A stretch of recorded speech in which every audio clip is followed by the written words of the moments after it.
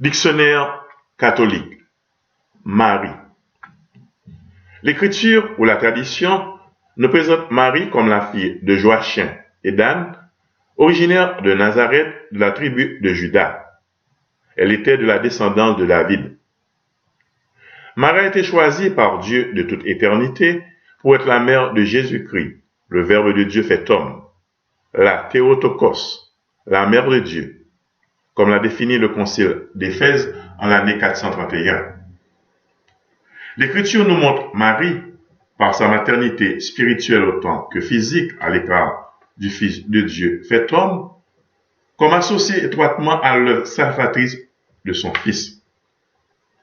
Il était de toute convenance que la femme fût associée au rachat, puisqu'elle avait été associée à la paix de l'humanité.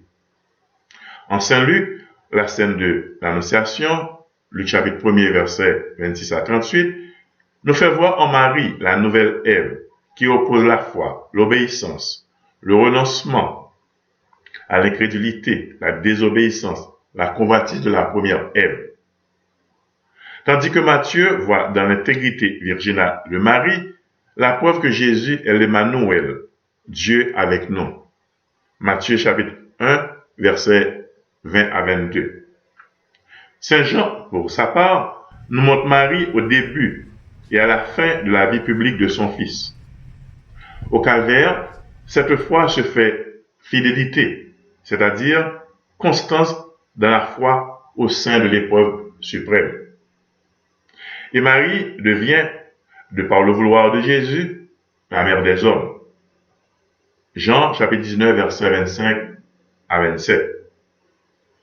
Tous les privilèges de Marie sont liés à son rôle dans l'incarnation du Verbe.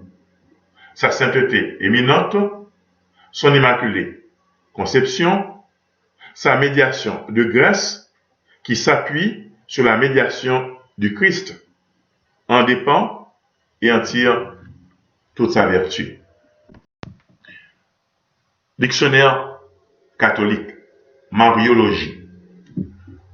La mariologie est la partie de la théologie qui traite de la Sainte Vierge, en particulier de la place qu'elle occupe de par sa maternité divine dans le mystère de l'incarnation et dans le mystère de la rédemption.